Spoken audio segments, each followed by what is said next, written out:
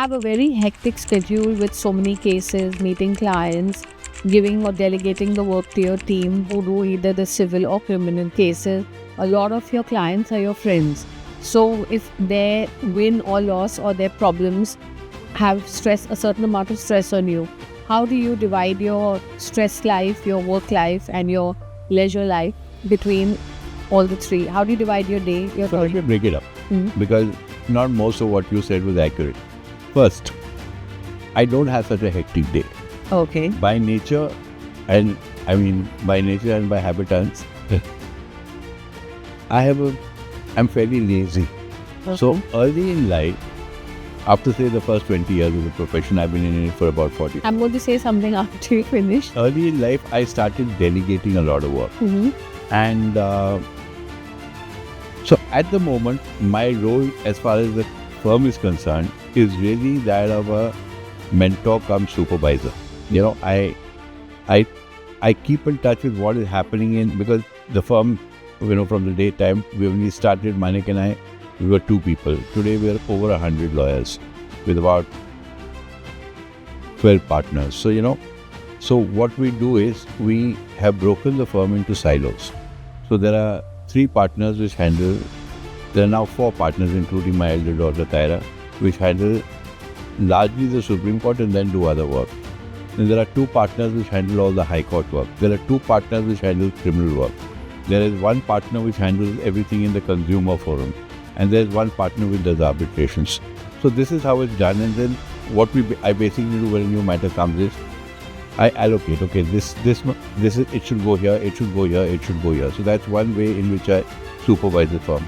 The second way in which I keep in touch with the firm without having to go day to day to court and things like that is, I have a system by which when I come into office, every email that has gone and come out of my office the day earlier is seen and put before me. So it comes in dark pad. So I just see, and you don't have to read every email. But you got an idea. You have an idea of what is happening. So what happens is, somebody's written a letter to the partner, I'm still waiting for this. So then I just shoot up an email saying, get it done immediately and things like that. So you have a supervisory role. So you can know, it's like an advanced warning system, If there's one cantankerous client writing away, again you mess this up again, then you know, and you jump into it and you take care of it and things like that. So that's another way of supervising. Actually, as far as going into court is concerned, the last 15 years, I think I've gone to court only twice on 2 separate cases. One was Mr. Tata's personal matter where his privacy petition had come up. So I went for that because he was a close friend and he's a friend and a big client. And the other was that there was my doctor who operated on me many years ago, Dr. Prapul Desai. Somebody had filed a case against him and I went for that particular case. Otherwise, I don't go to court on a day-to-day basis. So it's really, and we are a firm, so the 100 other lawyers go to court every day and they handle it. And the silos in which it is, each partner takes responsibility for the matters that he does. He'll be the person responsible or she'll be the person responsible and they will handle it on a day-to-day basis. As far as the tension of the job is concerned, well, again, I'm slightly different from most, which is that though I may or may not look it, I'm a very high tension person.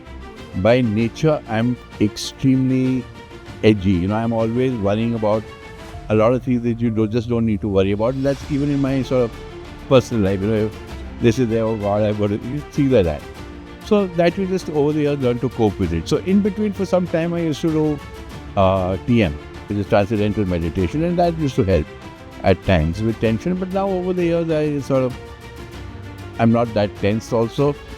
Sometimes I take a quarter or half an Alpracontin every day, which it's a sort of an anti-anxiety, so it just eases out the tensions. It sort of irons out the wrinkles. From what I know is one of the main reasons you can also just supervise everything is because you have the support system of your lovely wife, Manik, who looks into a lot of the things So you're right. in a microscopic manner. So let me tell you something. When we started off the firm, as you know, I have a very close legal group. Now 2 of them no more.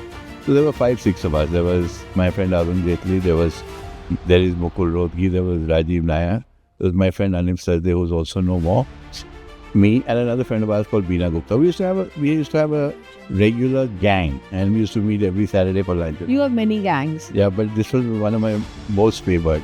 In my regular gang, we used to meet every day on Saturday for lunch. Even now, as far as possible, every Saturday, Mukul, I and Rajiv meet.